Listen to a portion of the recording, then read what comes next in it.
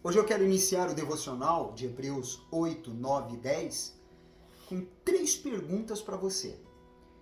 O que havia de errado na velha aliança? Existe reencarnação? E quem são os inimigos de Cristo? Vamos então aprender sobre isso.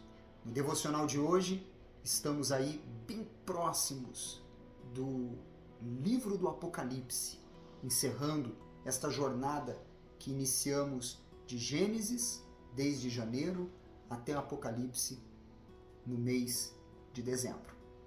Capítulo 8, no versículo 1 e 2, quando fala sobre a antiga aliança, que era símbolo transitório da nova, superior e eterna, da qual Cristo é mediador, diz: Ora, o essencial das coisas que temos dito é que possuímos tal sumo sacerdote que se assentou à destra do trono da majestade nos céus, como ministro do santuário do verdadeiro tabernáculo que o Senhor erigiu, não o homem.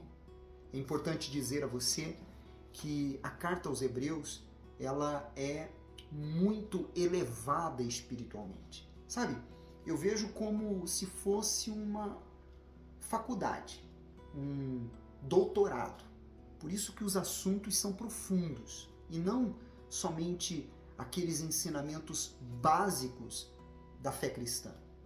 Por exemplo, neste caso que nós lemos, é importante você entender que Jesus ele está ministrando junto ao trono de Deus, atuando como sumo sacerdote e intercedendo a favor dos que nele confiam, como está escrito em Romanos capítulo 8, versículo 34.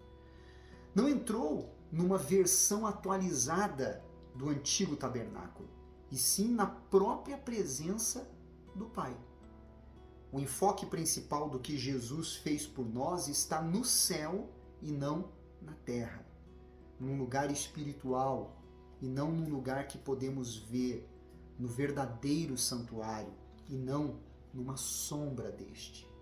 Já no versículo 6 ao 13, quando ele fala ainda deste assunto, está escrito: Agora, com efeito, obteve Jesus ministério tanto mais excelente quanto é ele também mediador de superior aliança instituída com base em superiores promessas. Porque se aquela primeira aliança tivesse sido sem defeito, de maneira alguma estaria sendo buscado lugar para uma segunda.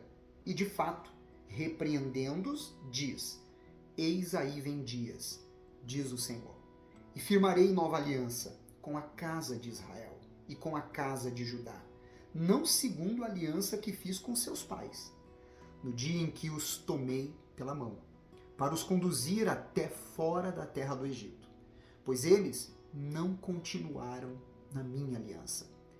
Eu não atentei para eles, diz o Senhor, porque esta é a aliança que firmarei com a casa de Israel.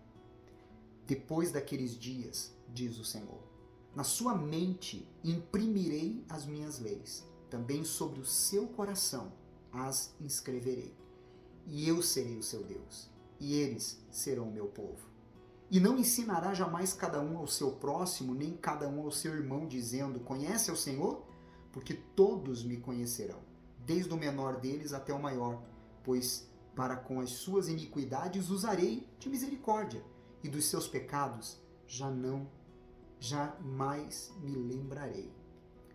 Quando ele diz nova, torna antiquada a primeira. Ora, aquilo que se torna antiquado e envelhecido está prestes a desaparecer. O que havia de errado na nova aliança? Aliás, o que havia de errado na velha aliança? Em primeiro lugar, é que ela era limitada. Não podia proporcionar perdão duradouro. Por isso, os sacrifícios tinham que ser repetidos continuamente.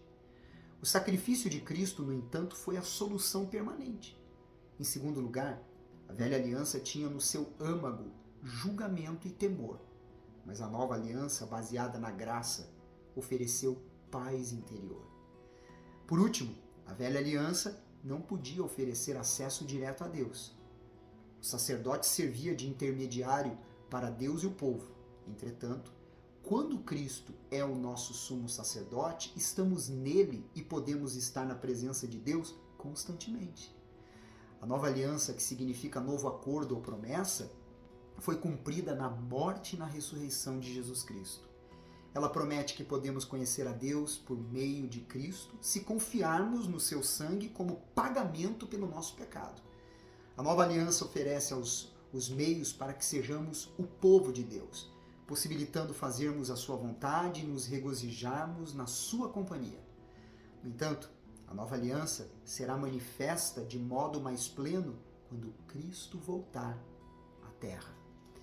Já no capítulo 9, no versículo 11 ao 14, quando fala sobre os ritos, ofertas e sacrifícios mosaicos que eram imperfeitos e ineficazes, diz assim, versículo 11.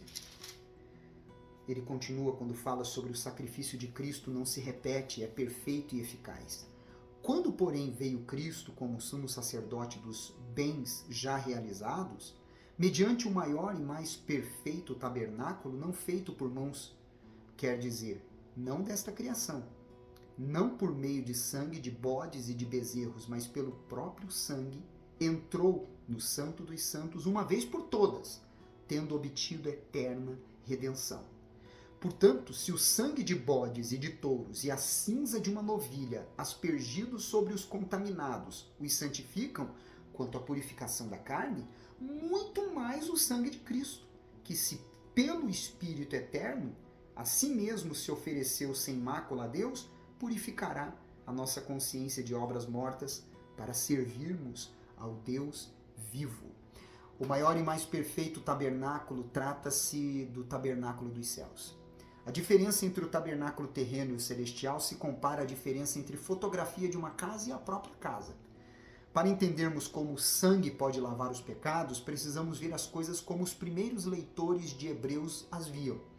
Eram judeus inteiramente familiarizados com os rituais e os sacrifícios do Antigo Testamento. Viam o sangue como parte de uma transação divina, a morte trocada pela vida. A ovelha, aquela que era oferecida, que levava o pecado, trocado pela pureza. Essa imagem é reconhecidamente exemplo de uma verdade espiritual, confinada pelos limites da linguagem humana. No versículo 22 e 24, quando ele fala, inclusive, sobre o sacrifício de Cristo é eficaz para sempre, diz, com efeito, quase todas as coisas, segundo a lei, se purificam com sangue. E sem derramamento de sangue, não há remissão. Aí lá no versículo 24, ele diz assim, porque Cristo não entrou em santuário feito por mãos, figura do verdadeiro, porém no mesmo céu, para comparecer agora por nós diante de Deus. Deus exigiu sangue como pagamento pelo pecado, porque o pecado era uma afronta irreversível à santidade de Deus. A única solução para o pecado era a punição com a morte. Quando o sangue representando a vida era derramado, significava que uma vida tinha sido entregue. No Antigo Testamento, a morte de animais satisfez esse padrão de justiça. No Novo Testamento, o sangue de Jesus cumpriu a exigência do pecado, satisfazendo a justiça de Deus para que pudéssemos ter pecados perdoados. Agora, Jesus comparece por nós diante de Deus, tal como o sacerdote do Antigo Testamento que oferecia sangue a favor do povo. Jesus comparece diante de Deus para oferecer o seu sangue como pagamento pelos nossos pecados. Outras figuras bíblicas daquilo que Jesus faz por nós na presença de Deus são de advogado de defesa, como está escrito em 1 João capítulo 2, versículo 1 e 2, e de intercessor, como está escrito em Romanos 8, 34. Já no versículo 26, e esse é um ponto muito importante, quando ele fala, ora, neste caso seria necessário que ele tivesse sofrido muitas vezes desde a fundação do mundo, agora, porém, ao se cumprirem os tempos, se manifestou uma vez por todas para aniquilar pelo sacrifício de si mesmo o pecado. Ora, se o pecado foi aniquilado, então por que ele anda tão desenfreado? Embora Jesus tenha feito tudo o que é necessário para acabar com o pecado, os pecadores ainda precisam permitir que a sua obra surta efeito na vida deles. Como a natureza humana está infectada pelo pecado e vivemos num mundo pecaminoso, teremos de enfrentar o pecado por toda a nossa vida. Quando nos arrependemos, porém, e encontramos perdão por meio da fé em Jesus, como está escrito em Romanos 6, versículos 6 e 7, rompe-se a tirania do pecado. No versículo 27, ele diz assim: e assim como aos homens está ordenado morrerem uma só vez, vindo depois disto o juízo. Esse versículo aqui é uma das passagens bíblicas que confirmam não existir reencarnação. A todos nós foi dado o direito a uma vida aqui na Terra. E depois disto, o juízo para vida eterna ou morte eterna. Não existe segunda chance. Já no capítulo 10, no versículo 5 ao 8, quando ele fala sobre os sacrifícios antigos eram humanos e transitórios e a expiação feita por Cristo é divina e permanente, ele diz assim: por isso, ao entrar no mundo diz, sacrifício e oferta não quiseste, antes um corpo me formaste. Não te deleitaste com holocaustos e ofertas pelo pecado.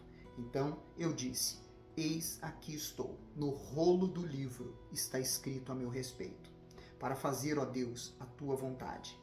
Depois de dizer, como acima, sacrifícios e ofertas não quiseste, nem holocaustos e oblações pelo pecado, nem com isto te deleitaste, coisas que se oferecem segundo a lei.